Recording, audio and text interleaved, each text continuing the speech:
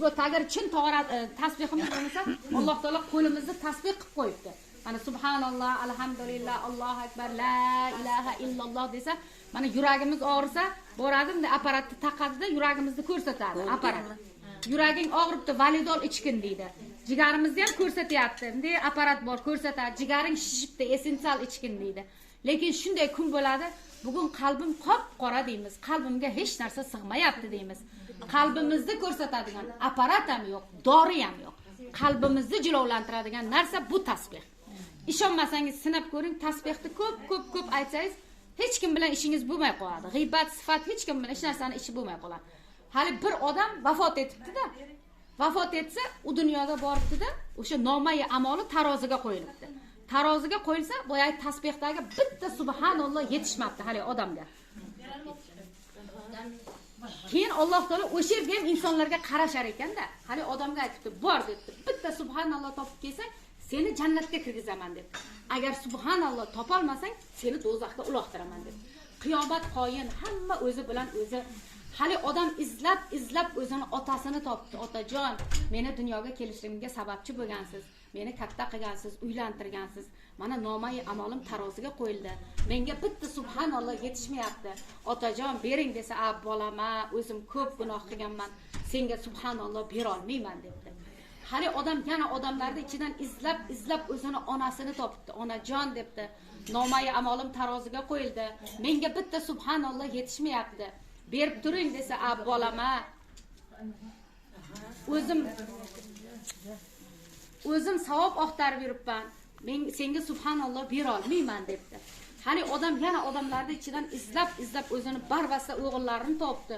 "O'g'illarim, sizlarni dunyoga kelishlaringga sababchi bo'lganman. Boqqanman, uylantirganman. Mana hozir otalaring do'zaxga qulayman deb turibdi. Menga bitta subhanalloh beringlar" desa, hali bolalari shunday qarabdi, "Otajon, subhanalloh nima u?" debdi. Bolamizga o'rgatmaymiz-ku masalan, ba'zimiz o'zimiz ham bilmaymiz.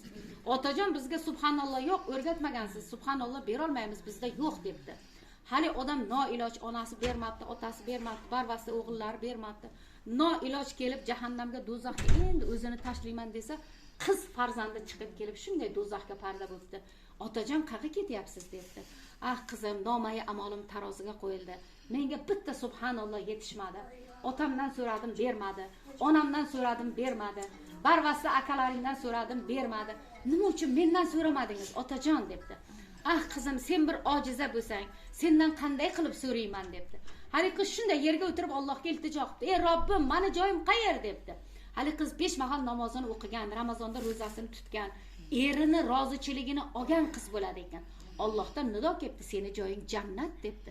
Hali qiz yana o'tirib iltijo qildi. "Ey Robbim, meni otajonim dunyoga kelishligimga sababchi qilgan, boqqan, katta qilgan, endi xizmatini qilaman deganimga boshqa xonadonga kelin qilib berib yuborgan. Otajonimning xizmatini qila olmaganman. Maylimi do'zaxga kirib otajonimning xizmatini qilay desa, Alloh hayo qildi. Farishtalarga buyruq beribdiki, jannatiy qizni otasi bilan birga jannatga kirishgan. Buning uchun og'zimiz bekor bo'ldimi? Ko'p zikr qilaylik. Zikr, subhanalloh, alhamdulillah, Allohu akbar, astag'firullohni ko'p aytaylik.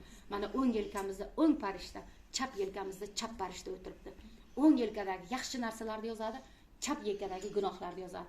Yana gunoh qilib qo'ysak, o'ng yelkamizdagi farishta 6 soat bundan iltimos qilar ekan.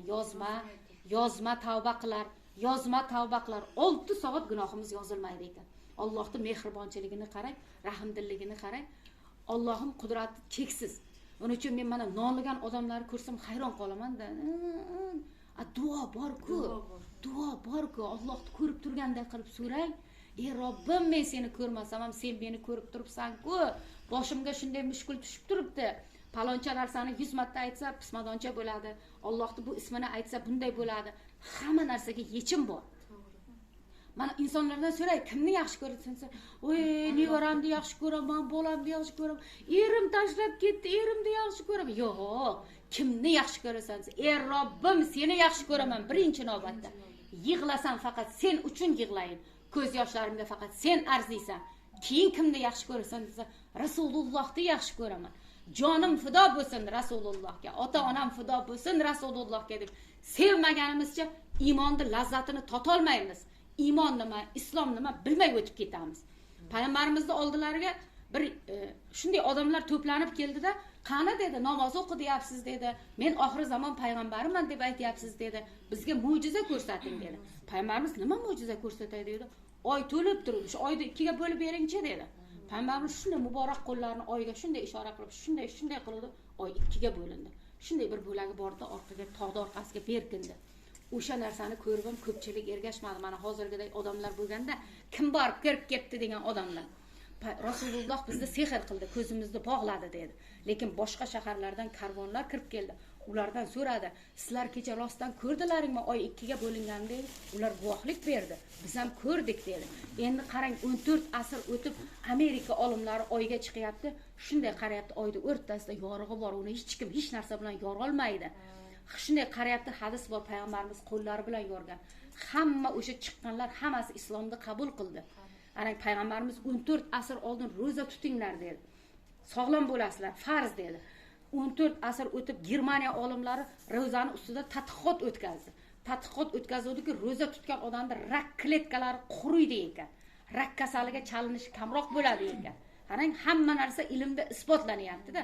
Payg'ambarimiz bilan shunday biz uchun urdilar, tishlarini sindirdi, boshlarini yordi, ustiga tuyani ichak choqlarini olib kelib to'kdi. O'shanday kunlarda birida payg'ambarimiz shunday yo'lda ketayotdi, oldidan bir baquvvat gavdali yigit chiqdi, Rukkona degan yigit. Hali Rukkonaga aytdi, "Ey Rukkona" dedi, "Sen qara baquvvatsan, gavdalisan, meni mana uryapti, toshbo'ron qilyapti. Ke sen islomni qabul qil, men oxir zamon payg'ambariman, meni oldimda meni himoya qilib yurgin" dedi. Hali yigit shunday payg'ambarimizga qaradi, "Men qanday bilaman" dedi, "sizni" dedi, "oxir zamon payg'ambari ekanligingizga" dedi. "Mo'jiza ko'rsating" dedi, "Keyin sizga ergashaman" dedi. Shunda bir soyda bo'yida katta daraxt o'sib turuvdi. Ana shu daraxtga borib Rasululloh senga salom aytdi desang, daraxt guvohlik beradi dedi. Hali Rukkona degan yigit qanday qilib daraxt bo'lsa u dedi. Shunday ustidan kulganday bo'ldi-da, daraxtga borib, "Ey daraxt, Rasululloh senga salom aytdi" dedi. Shu daraxt bu chetga silkindi. Bu chetga silkindi, butun ildizi bilan yerdan qo'parilib, ildizlarini sudrab payg'ambarimizning oldilariga kelib, "Assalomu alaykum ya Rasululloh" deb tilga kirdi. Bu narsani ko'rgan hali Rukkona degan yigit dirillab qoldi. "Ya Rasululloh, ayting daraxt joyiga borib tursin, ishondim oxir zamon payg'ambari ekanligingizga" dedi. Shunda payg'ambarimiz "Va alaykum assalom. Ey daraxt, bor joyingga borib tur, jannatda men bilan birga bo'lasan" dedi.